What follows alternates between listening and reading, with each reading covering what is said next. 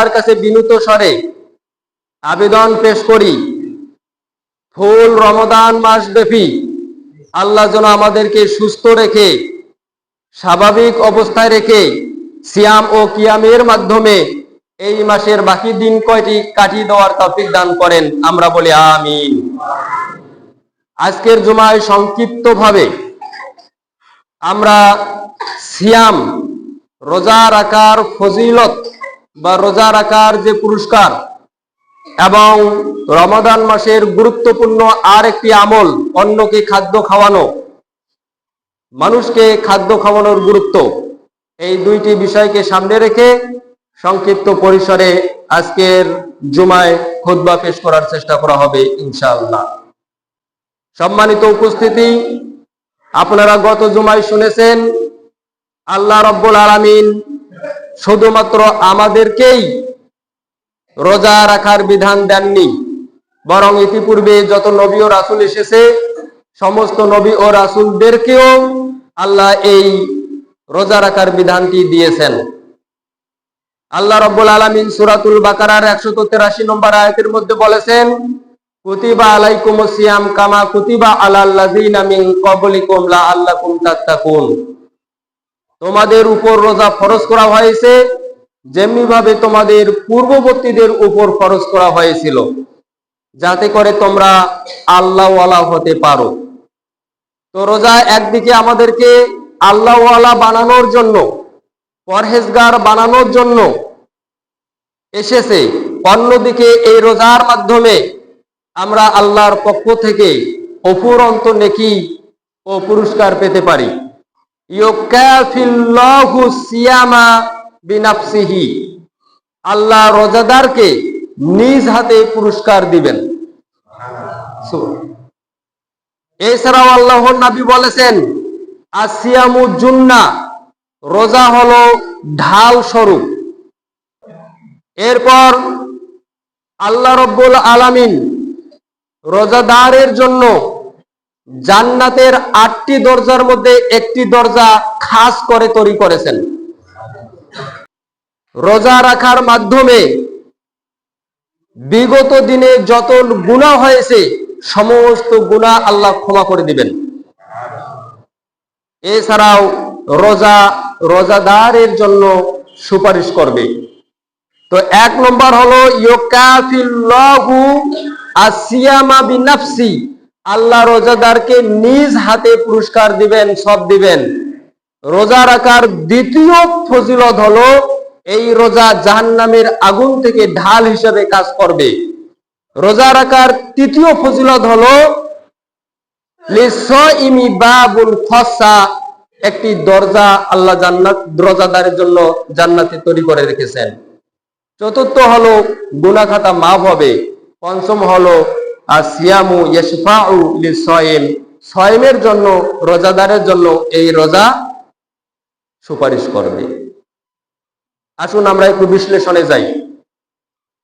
একটি দীর্ঘ হাদিসের মধ্যে আল্লাহর নবী বলেন, কুল্লু আমালি বিনি আদম ইউদাআফ, আদম সন্তান যে আমলেই করুক না কেন, সে আমলটি যদি ভালো আমল হয়, নেক আমল হয়, সৎ আমল হয়, যদি ওই আমলটি পাপের আমল না হয়, কোনো অপরাধের আমল না হয়, কোনো হারাম কাজ না হয়, ওই আমলটি যদি গুনাহের আমল না হয়, যেমন মিথ্যা, চুরি ডাকাতি, ছিনতাই, প্রতারণা, জুয়া, নেশাদার দ্রব্য গ্রহণ, এই আমলগুলো যদি না হয়, বরং ভালো আমল যদি হয়, নেকির আমল যদি হয়, তো আল্লাহ প্রতিটি নেকির আমলকে কয়েক গুণে বৃদ্ধি করে দেন।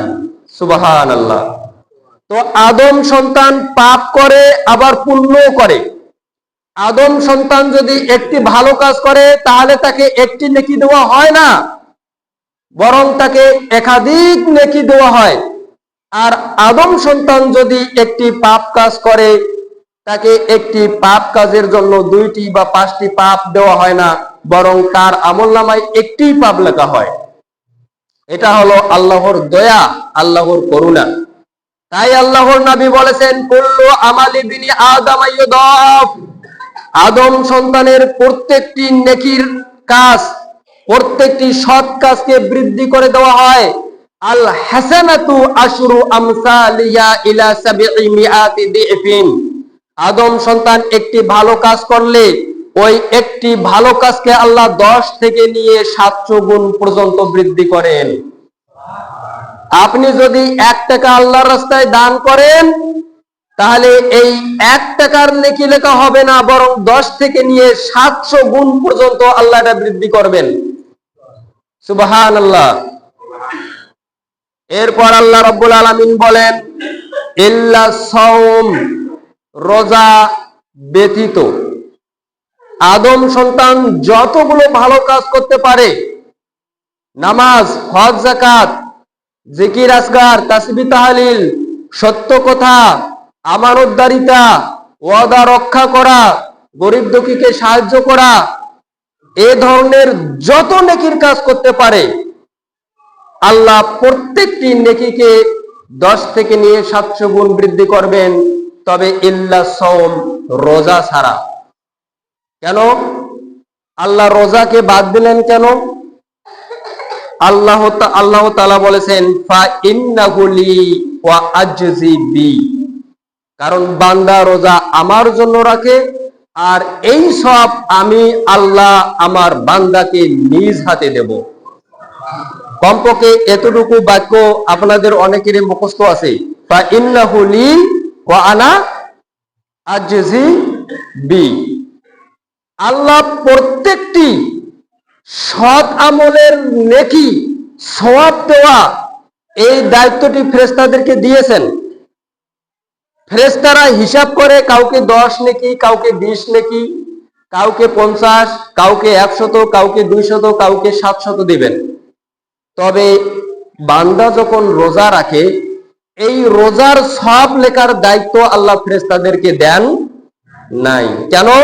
কারণ এই নেকি আল্লাহ নিজ হাতে, এই রোজার সব আল্লাহ নিজ হাতে রোজাদারকে দিবেন। এটাই হলো রোজার 1 নম্বর পুরস্কার। সেটা কি? যে আসমান জমিনের স্রষ্টা, নবমণ্ডল ভূমণ্ডলের একমাত্র আধিপত্যকারী আল্লাহ আজ্জা ওয়া জাল্লা তার রোজাদার বান্দাকে নিজ হাতে কিয়ামতের ময়দানে রোজার সব দিবে না। এটা কোনো জিব্রাইল জানে রোজার সব কি, রোজার পুরস্কার কি, না মিকাইল জানে, না আজরাইল জানে, না আসমান জমিনের কোনো ফেরেশতা জানে, না কোনো নবী রাসূল জানে। এটা শুধুমাত্র আল্লাহ জানে। কি পুরস্কার আল্লাহ রোজাদারকে দিবেন, এটা শুধুমাত্র আল্লাহ জানে। সম্মানিত উপস্থিতি, আল্লাহ বলেছেন, ইয়াদাউ তুআমাহু ওয়া শাহওয়াতা, আমার বান্দা আমার জন্য দিনের বেলা খানা দানা ত্যাগ করেছে, তার কামনা বাসনা পূরণ করা ত্যাগ করেছে। আমার বান্দা আমাকে ভালোবেসে, আমাকে খুশি করার জন্য, আমাকে সন্তুষ্টি করার জন্য পানাহার ত্যাগ করেছে, স্ত্রীর সাথে কথা বলা ত্যাগ করেছে, আরো অন্যান্য হারাম জিনিসগুলো ত্যাগ করেছে। আমার বান্দাকে আমি নিজ হাতে পুরস্কার দেব। অতঃপর আল্লাহর নবী বলেন, লিসাইমি ফারহাতান, রোজাদারের জন্য আছে 2টি আনন্দ, 2টি খুশি। ফারহাতুন ইনদা ফিতরিহি, একটি আনন্দ হলো ইফতারির সময়। ওয়া ফারহাতুন ইনদা লিকাই রাব্বিহি, আর একটি আনন্দ যখন রোজাদার তার রবের সাথে সাক্ষাৎ করবে আর আল্লাহ এই পুরস্কার তার হাতে দিয়ে দেবেন, তখন রোজাদাররা আনন্দিত হয়ে যাবে এই পুরস্কার পাওয়ার কারণে। এরপর রোজাদারকে আল্লাহ কত বেশি ভালোবাসেন, রোজাদারের মর্যাদা কত বেশি, পরের বাক্য থেকে স্পষ্টভাবে বোঝা যায়। আল্লাহর নবী বলেছেন, ওয়ালা খুলুফু ফামিস সাইমি আতিয়াবু ইনদাল্লাহি মিন রিহিল মিক্স, রোজাদারের মুখের গন্ধ আল্লাহর কাছে মিস্কের চেয়েও বেশি পবিত্র, মিস্কের চেয়েও বেশি পছন্দনীয়। মিস্কুল আম্বার, এজন্য দাঁত ব্রাশ না করে মুখ দিয়ে কৃত্রিম ভাবে গন্ধ বের করবেন, এই গন্ধর কথা কিন্তু বলা হয়নি। আপনি রোজা থাকার কারণে, না খাওয়ার কারণে, কল্প থেকে ভিতর থেকে যে ঘ্রাণটা বের হয় এটার কথা বলা হয়েছে। অবশ্যই মুখকে পরিষ্কার রাখতে হবে, ক্লিন রাখতে হবে, যাতে মুখ থেকে গন্ধ বের না হয়। জিবরাইল আলাইহিস সালাম যখনই রাসূল সাল্লাল্লাহু আলাইহি সাল্লামের কাছে আসতেন তখনই বলতেন যে আপনি মিসওয়াক করেন। যখনই আসতেন তখনই বলতেন মিসওয়াক করেন। তার মানে কি, মুখের গন্ধে অন্যরা যাতে কষ্ট না পায়। আল্লাহর নবী সাল্লাল্লাহু আলাইহি সাল্লাম বলেন, আসিয়ামু জুন্নাহ, সিয়াম তোমাদেরকে জাহান্নামের আগুন থেকে ঢাল হিসেবে রক্ষা করবে। যুদ্ধের ময়দানে যোদ্ধাকে যেমন ঢাল প্রতিপক্ষের আক্রমণ থেকে, প্রতিপক্ষের আঘাত থেকে রক্ষা করে, ঠিক রোজাদারকে রোজা জাহান্নামের আগুন থেকে ঢাল হিসেবে রক্ষা করবেন। সম্মানিত উপস্থিতি, আমাদেরকে কেউ যদি আঘাত করে আর আমাদের কাছে ঢাল থাকে, আমরা এই ঢালের মাধ্যমে ওই আঘাতটাকে প্রতিহত করতে পারবো। আপনারা দেখেছেন যে বর্তমান সময়েও যারা পুলিশ প্রশাসন আছে, সেনাবাহিনী আছে, তাদের জন্য ঢালের ব্যবস্থা করা হয়েছে, আছে না? বর্তমান এই আধুনিক যুগেও পারমাণবিক অস্ত্রের জামানাতেও ঢালের প্রয়োজনীয়তা আছে। যখন এই যে পারমাণবিক অস্ত্রগুলো ছিল না, মিসাইল ছিল না, AK-47 ছিল না, এর পূর্বে প্রত্যেকটি যোদ্ধা ঢাল ব্যবহার করত প্রতিপক্ষের আক্রমণকে, আঘাতকে ঠেকানোর জন্য। তো ঢাল যেমন আমাদেরকে রক্ষা করে, একজন যোদ্ধাকে রক্ষা করে, রোজাদারকে জাহান্নামের আগুন থেকে রক্ষা করবেন। তাই আল্লাহর নবী বলেন, ফালা ইয়ারফুস ওয়ালা ইয়াজহাল, খবরদার রোজা থাকা অবস্থায় অশালীন কথা বলবে না, রোজা থাকা অবস্থায় কোনো অন্যায় কাজ করবে না, মূর্খতাপূর্ণ কোনো কাজ করবে না। আল্লাহর নবী এখানে দুইটি কথা বললেন। রোজাদাররা রোজা থাকা অবস্থায় অশালীন কথা বলতে পারবে না, রোজা থাকা অবস্থায় মুখ দিয়ে কোনো অশ্লীল বাক্য বের করতে পারবে না, রোজা থাকা অবস্থায় কোনো মূর্খতাপূর্ণ কাজ করতে পারবে না, কোনো অন্যায় কাজ করতে পারবে না, হাত দিয়ে কাউকে কষ্ট দিতে পারবে না, মুখ দিয়ে কাউকে কষ্ট দিতে পারবে না, কারো সমালোচনা করতে পারবে না, কারো গীবত করতে পারবে না, মিথ্যা কথা বলতে পারবে না, মানুষের নিন্দা করতে পারবে না, চগলখড়ি করতে পারবে না। ফালা ইয়ারফুস ওয়ালা ইয়াজহাল, কোনো অশালীন কথা বলা যাবে না এবং কোনো অন্যায় কাজ করা যাবে না। এমনকি রোজা থাকা অবস্থায় ফাইন কাতালাহু আও শাতামাহু, কেউ যদি ঝগড়া করতে আসে অথবা কেউ যদি গালাগালি করে, তখন দুইবার বলতে হবে ইন্নী সায়েম, আমি তো রোজাদার। আমার সাথে কেউ ঝগড়া করতে আসলো, আমি তার সাথে ঝগড়ায় লিপ্ত হব না।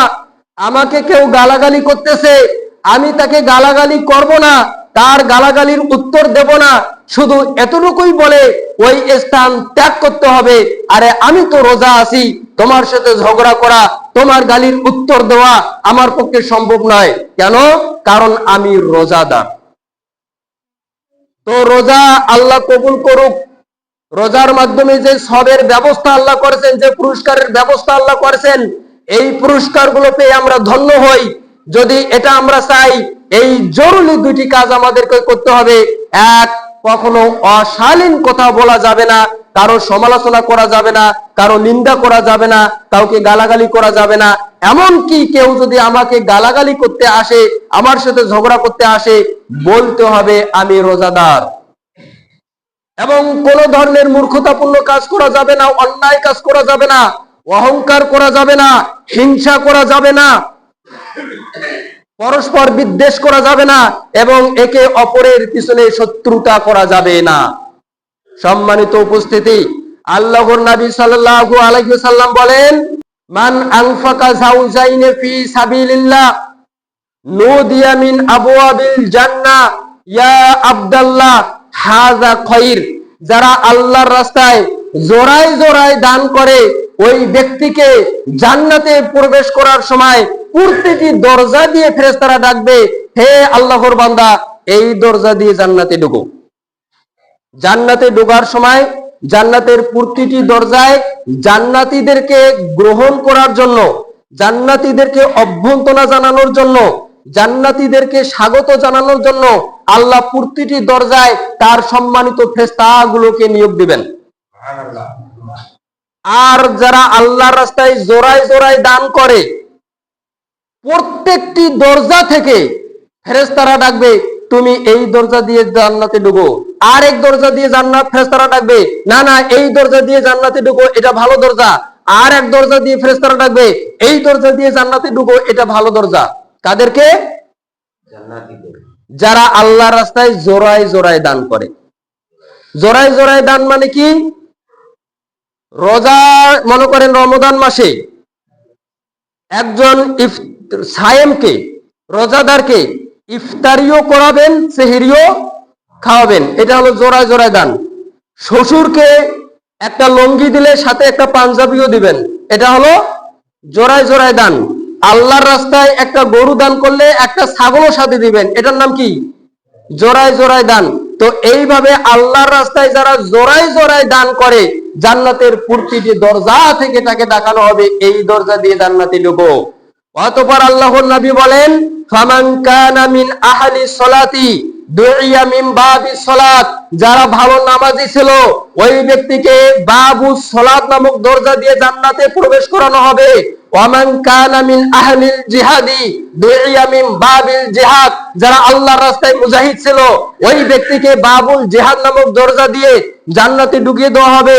ওয়ামান কানা মিন আহলিস সিয়ামি দুইয়া মিন বাবির রায়্যান, আর যারা রোজাদার ছিল ওই ব্যক্তিকে বাবুর রায়্যান নামক দরজা দিয়ে জান্নাতে ঢুকিয়ে দেওয়া হবে।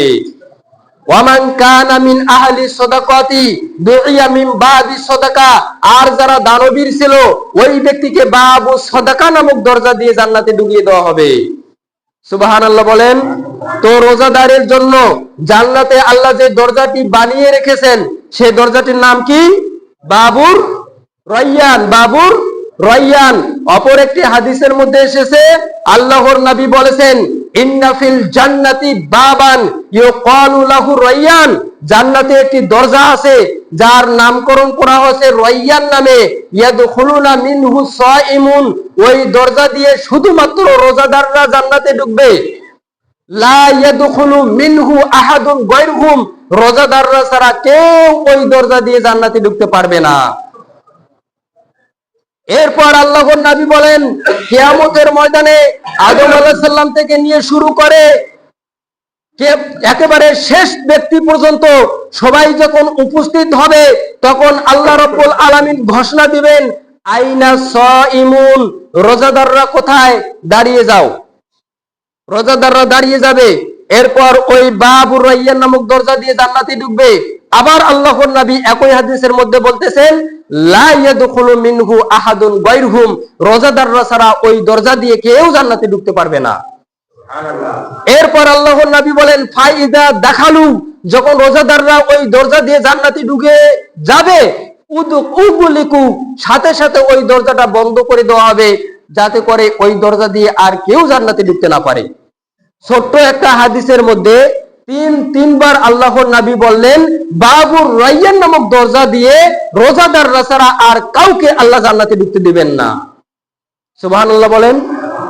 তো ইনশাআল্লাহ আমরা যদি এই 30 দিন আন্তরিকতার সহিত, একনিষ্ঠতার সহিত, সবের আশায়, আল্লাহর ভালোবাসা পাওয়ার আশায়, নিয়ম নীতি অনুযায়ী রাসূলের সুন্নাহ মোতাবেক রোজা রাখতে পারি, তারাবির সালাত আদায় করতে পারি, ইনশাআল্লাহ বাবুর রায়্যান নামক দরজা দিয়ে জান্নাতে ঢোকার সৌভাগ্য আমাদের হবে ইনশাআল্লাহ।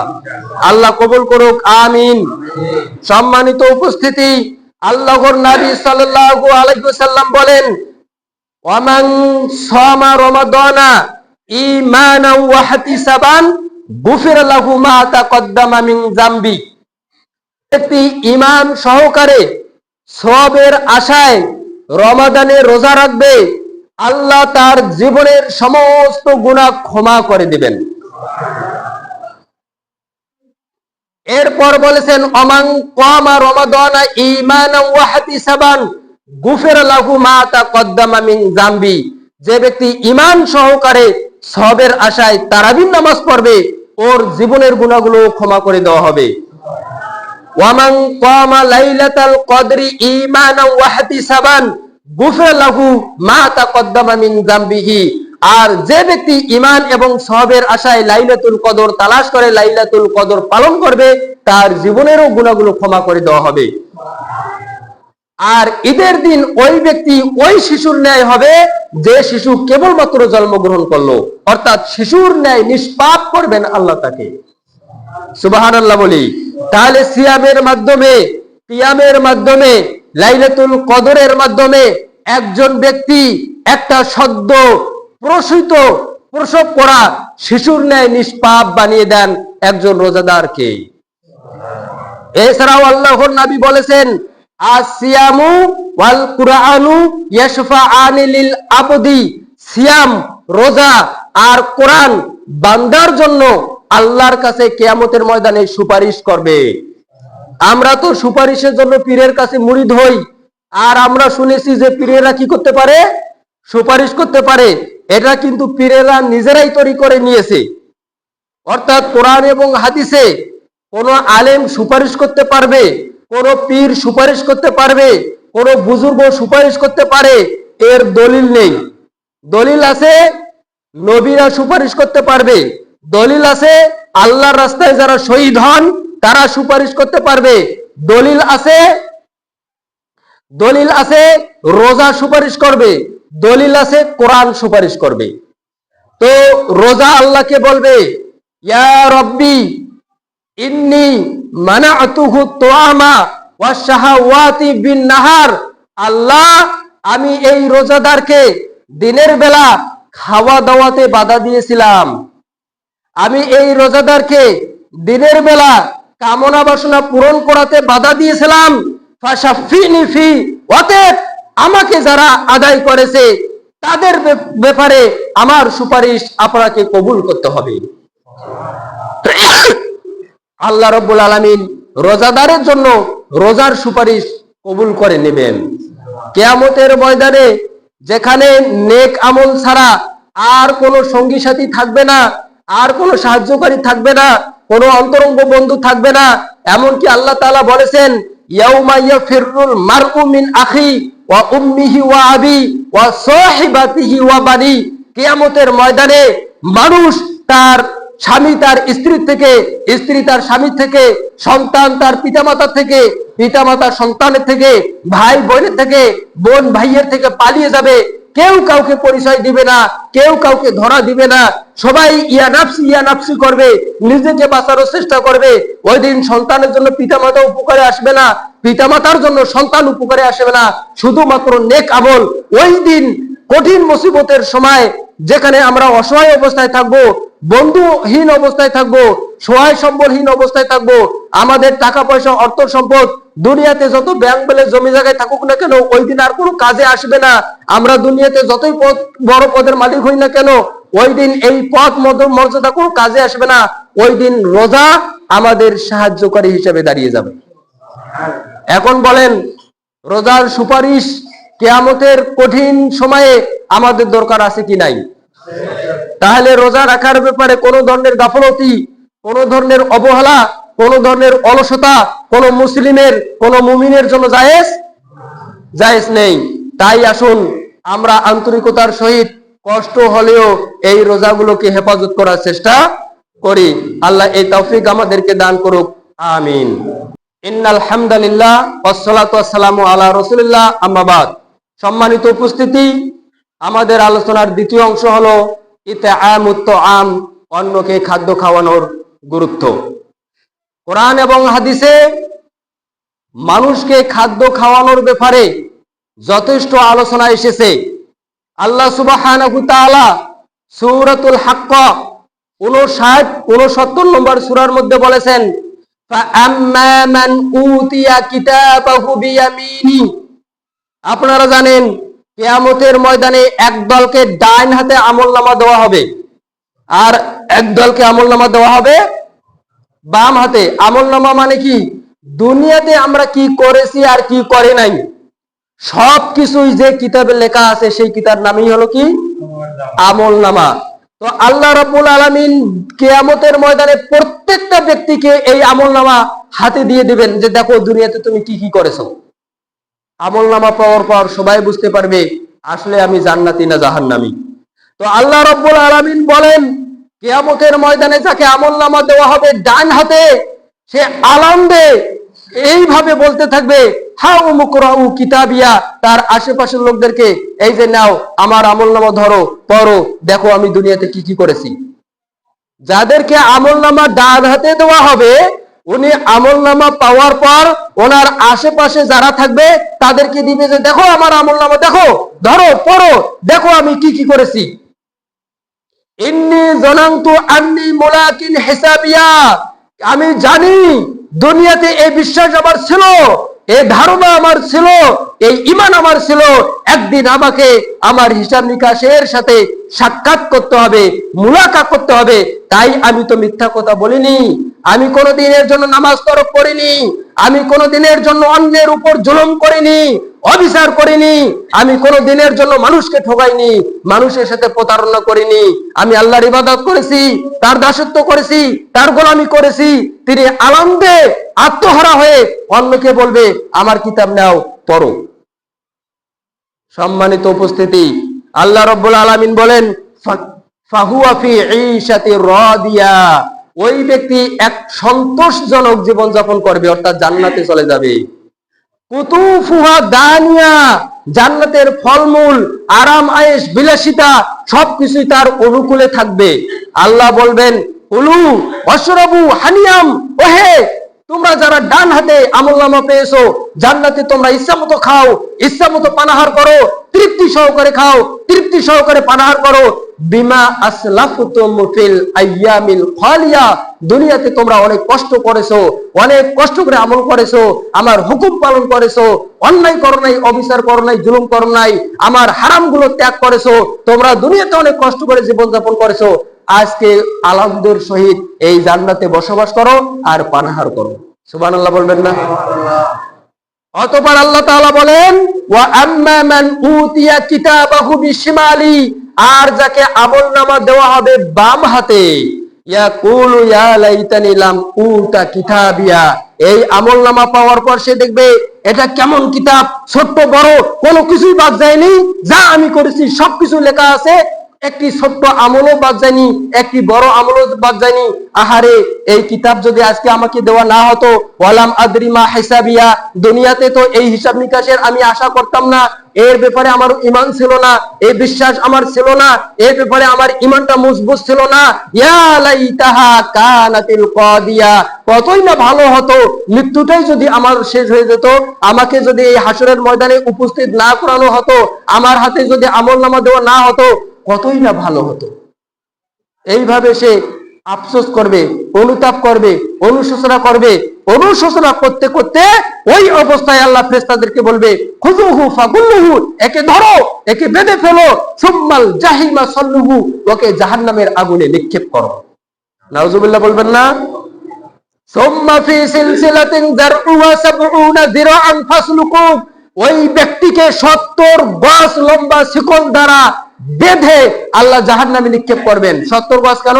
কারণ জাহান্নামীদের পাপ অনুযায়ী তাদের শরীর বড় হবে।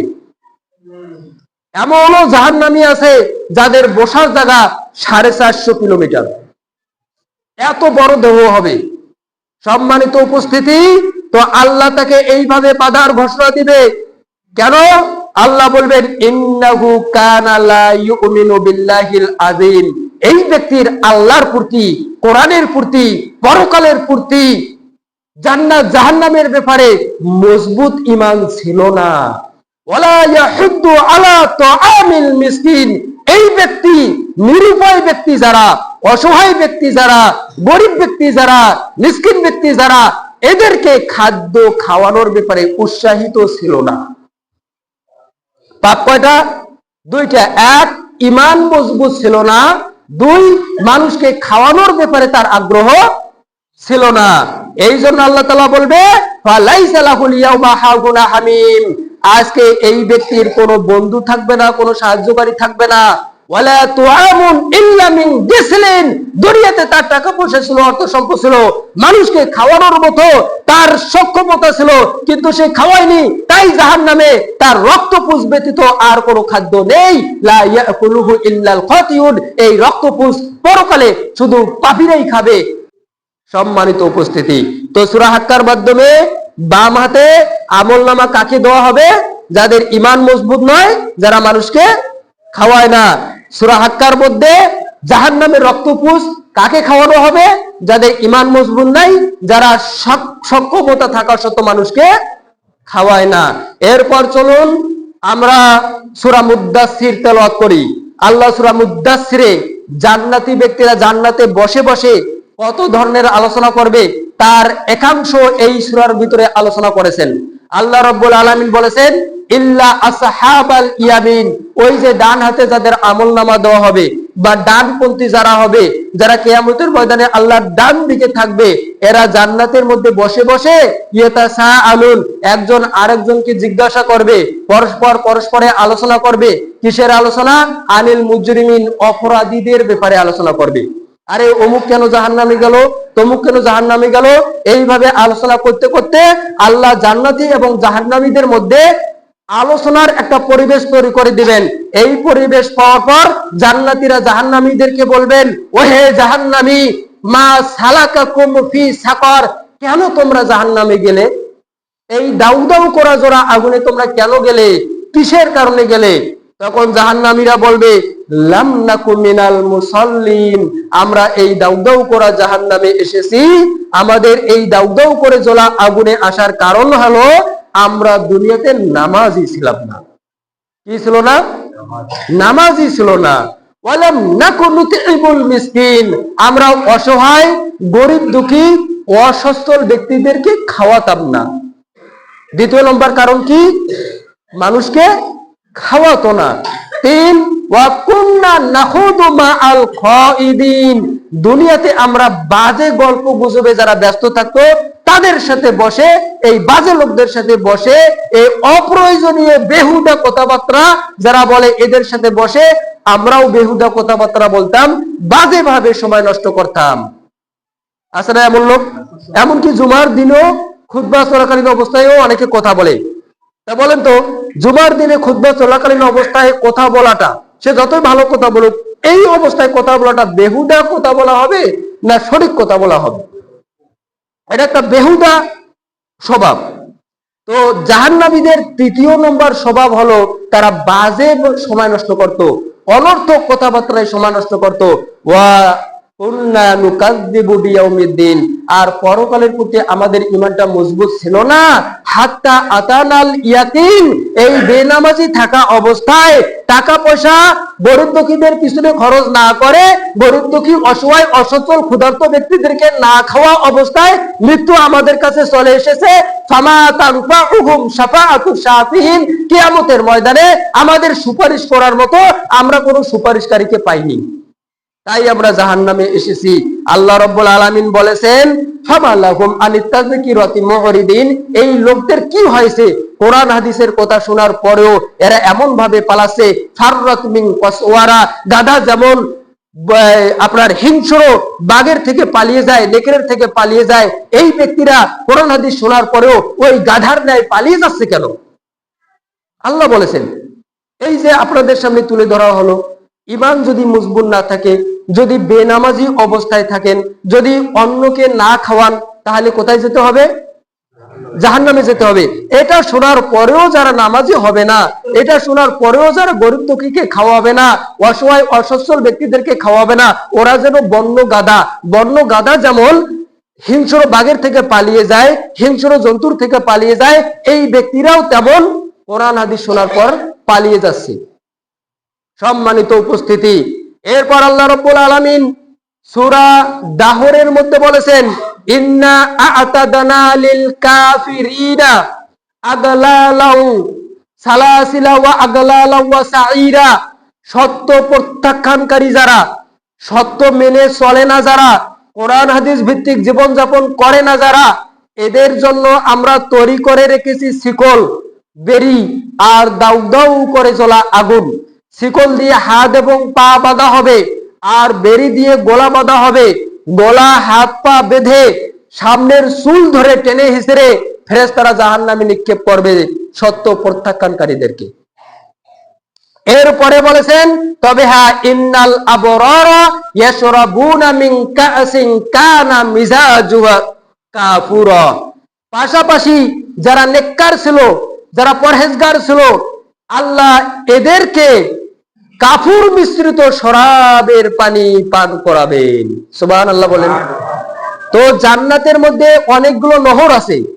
একটা নহর হলো দুধের, একটা নহর হলো মধুর, আর একটা নহর হলো পানির, আর একটা নহর হবে শরাবে। দুনিয়াতে যারা মদ পান করে না, এই মদটাকে শরাব বলা হয়। তবে দুনিয়ার মদ আর পরকালের মদ আলাদা। দুনিয়ার মদ খেলে মানুষ মাতাল হয়ে যায়, কিন্তু পরকালের মদে মানুষ মাতাল হবে না। দুনিয়াতে যারা মদ পান করবে, পরকালে তারা শরাব পান করতে পারবে না। তো জান্নাতে শরাবের আবার বিভিন্ন কোয়ালিটি রয়েছে। তার মধ্যে একটা কোয়ালিটি হলো ওই শরাবে কাফুর মিশ্রিত থাকবে। আল্লাহ বলেছেন আইনা ইয়াশরাবু বিহা ইবাদুল্লাহি ইউফাজ্জিরুনহা তাফজিরা। এটা এমন একটা শরাব, যা জান্নাতি শরাব, যা যা আল্লাহর প্রিয় বান্দারা যার থেকে পান করবে, এবং এই শরাব অর্থাৎ মূল নহর থেকে, ওই শরাবের মূল নহর থেকে একটা শাখা নিজ নিজ প্রাসাদে জান্নাতীরা নিয়ে যেতে পারবে।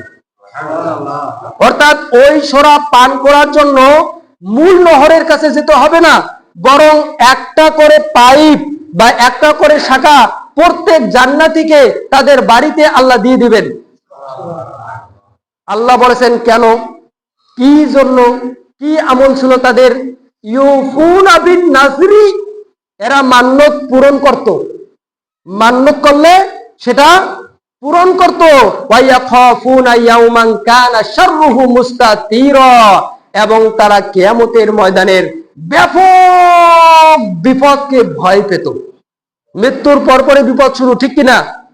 মৃত্যুর সময়ে বিপদ শুরু, কবরের জগতের একটা বিপদ, হাসরের ময়দানের একটা বিপদ, এরপর তো জাহান্নামের বিপদ আছে। তো মৃত্যু থেকে নিয়ে জাহান্নাম পর্যন্ত যত বিপদ আপদ আছে, বালা মুসিবত আছে, আযাবের জায়গা আছে, শাস্তির জায়গা আছে, এই পরকালটাকে তারা ভয় পেত। পরকালকে ভয় পেয়ে তারা কি করত? ওয়ায়ুতিমুনা তুআমা আলা হুব্বিহি মিসকিনা ওয়া ইয়াতীমা ওয়া আসীরা। তারা মিসকিন, তারা ইয়াতীম, তারা বন্দী, তারা অসহায়, ক্ষুধার্ত, গরিব দুঃখীদেরকে আহার করাইতো। এরপর বলতো ইন্নামা নুতিউমুকুম লিওয়াজহিল্লাহ, আমরা তোমাদেরকে খাওয়াচ্ছি, খবরদার তোমরা আমাদের প্রশংসা করবে, আমাদের আমাদের আলোচনা করবে, আমাদের শুকরিয়া আদায় করবে, এটার জন্য নয়, তোমাদের ভালোবাসা পাওয়ার জন্য নয়, তোমাদের প্রশংসা পাওয়ার জন্য নয়। আমরা শুধুমাত্র আল্লাহর সন্তুষ্টির উদ্দেশ্যে তোমাদেরকে খাওয়াচ্ছি। বলেন তো, এই যে সূরা দাহরের মধ্যে জান্নাতের ওই বিশেষ শরাবের পানি কারা পান করবে? যারা কিয়ামতকে ভয় পায় আর গরিব দুঃখী অসহায় ব্যক্তিদেরকে খাদ্য খাওয়ায়। আল্লাহ সুবহানাহু ওয়া তাআলা সূরাতুল ফাজরের মধ্যে বলেছেন, সময় যেহেতু একেবারে শেষের দিকে সংক্ষিপ্ত করে দিলাম, অনেক আলোচনা এসেছে অন্যকে খাদ্য খাওয়ানোর ব্যাপারে। ওয়া আম্মা ইযা মাবতালাহু ফাকদারা আলাইহি রিজকা ফায়াকুলু রাব্বি আহানান। আল্লাহ যাদেরকে পরীক্ষা করেন, এরপর তার রিজিকটাকে কমে দেন, অর্থাৎ তার আয় রোজগারে বরকত উঠিয়ে নেন, তাকে অভাব অনটনের মধ্যে ফেলে দেন, তখন সে আল্লাহকে দোষ দেয়। কি জানেন? যে আল্লাহ আমাকে অপমান করতেছে। আয় উপার্জন বন্ধ হয়েছে, পরিবারে সংসারে অভাব শুরু হয়েছে, তখন সে আল্লাহকে দোষ দেওয়া শুরু করে, আল্লাহ আমাকে অপমান করতেছে। অথচ আল্লাহ বলেছেন তোমার এই যে সাংসারিক বরকত উঠে গেল, তুমি ব্যবসা বাণিজ্যে লোকসানের সম্মুখীন হচ্ছ, ঘাটতির সম্মুখীন হচ্ছ, তোমার শিল্প কলকারখানা ধ্বংস হয়ে যাচ্ছে, বন্ধ হয়ে যাচ্ছে। কারণ কি? কাল্লা বাল্লা তুকরিমুনাল ইয়াতীম, তুমি তো ইয়াতীমকে সম্মান করো নাই। ওয়ালা তাহাদুনা আলা তুআমিল মিসকিন, তুমি অসহায় ব্যক্তিদেরকে খাদ্য খাওয়াও নাই। ওয়া তাকুলুনা তুরাসা আকলা লাম্মা, উত্তরাধিকারীদের সম্পদ, ভাই বোনের সম্পদ তুমি লুটে পড়ে খেয়েছো। ওয়া তুহিব্বুনাল মালা হুব্বান জাম্মা, তুমি আল্লাহর রাস্তায় খরচ না করে, কৃপণতা করে জমা করে রেখেছিলে, তুমি সম্পদকে খুব বেশি ভালোবেসেছো। তো ইয়াতীমকে সম্মান না করা, গরিব দুঃখীকে না খাওয়ানো, আর উত্তরাধিকারীর সম্পদ অবৈধভাবে খাওয়া, এবং সম্পদকে বেশি ভালোবেসে কৃপণতা করলে সংসারের বরকত আল্লাহ উঠে নেয়। সম্মানিত উপস্থিতি, অনেক আলোচনা। একজন সাহাবী এসে আল্লাহর নবীকে বলেন, আল্লাহর নবী, আইয়ুল ইসলামিক খায়র, ইসলামের মধ্যে কোন কাজটি উত্তম আল্লাহর নবী? তখন আল্লাহর নবী বললেন, ইসলামের মধ্যে তুতিইমুত তুআম, অন্যকে খাদ্য খাওয়ানোর কাজটি অনেক বেশি উত্তম। সুবহানাল্লাহ বলবেন না? তো ইসলামের মধ্যে একজন মুসলমানিত্বের বৈশিষ্ট্য হিসাবে সবচেয়ে গুরুত্বপূর্ণ, সুন্দর, কল্যাণকর কাজ হলো অন্যকে খাওয়ানো। অন্যকে খাওয়ানো। আল্লাহর নবী সাল্লাল্লাহু আলাইহি সাল্লাম একদিন বললেন, ইন্না ফিল জান্নাতি গুরাফান, জান্নাতে আল্লাহ এমন কিছু বিশেষ প্রাসাদ নির্মাণ করেছেন, বালাখানা নির্মাণ করেছেন, ইউরা যাহিরুহা মিন বাতিনিহা ওয়া বাতিনুহা মিন যাহিরিহা, যে প্রাসাদের ভিতর বাহির থেকে এবং বাহির ভিতর থেকে দেখা যায়। এত কারুকার্য খচিত মূল্যবান ধাতব দিয়ে আল্লাহ তৈরি করেছেন, যার ভিতর বাহির থেকে বাহির ভিতর থেকে দেখা যায়। আ'আদ্দাহাল্লাহু লিমান আলানাল কালাম, এই প্রাসাদগুলো আল্লাহ তৈরি করেছেন 4 শ্রেণীর ব্যক্তির জন্য। এক, আলানাল কালাম, যাদের ভাষা নরম। সুবহানাল্লাহ বলেন। ওয়া আতআমাত তুআম, যারা অন্যকে খাবার খাওয়ায়। ওয়া তাবাআ সিয়াম, যারা ফরজের পাশাপাশি নফল রোজা রাখে। ওয়া সাল্লা বিল লাইলি ওয়ান নাসু নিয়াম, আর যারা ফরজ নামাজের পাশাপাশি তাহাজ্জুদের নামাজও পড়ে। এই 4 শ্রেণীর ব্যক্তির জন্য আল্লাহ জান্নাতের ওই প্রাসাদগুলো নির্মাণ করেছেন। আচ্ছা বলেন তো, কোরআনের এতগুলো আয়াত, এত হাদিস অন্যকে খাদ্য খাওয়ানোর ব্যাপারে, এই আমলটি করার প্রয়োজন আছে না নাই? তখন নবী বলেছেন, ইয়া আইয়ুহান নাস, ওহে মানব জাতি, আফশু সালাম, তোমরা সালাম দাও। ওয়া আতিইমুত তুআম, তোমরা মানুষকে খাওয়াও। ওয়া সাল্লু বিল লাইলি ওয়ান নাসু নিয়াম, তোমরা তাহাজ্জুদের নামাজ পড়ো। তাদখুলুল জান্নাতা বিসালাম, নিরাপদে নির্বিঘ্নে জান্নাতে যেতে পারবে। জান্নাতে যেতে কোনো সমস্যাই হবে না যদি সালাম দাও, অন্যকে খাওয়াও আর তাহাজ্জুদের নামাজ পড়ো। জান্নাতে যেতে কোনো সমস্যাই নাই। জান্নাতে যেতে চান না নাকি? জান্নাতে যেতে চান না নাকি? তাহলে 10 জন ব্যক্তিকে একবেলা খাওয়াবেন, এত হীনমন্যতা কেন? কারা কারা জান্নাতে যেতে চান না আর 10 জনকে খাওয়াতে চান না? একবেলা হাত তুলেন তো দেখি।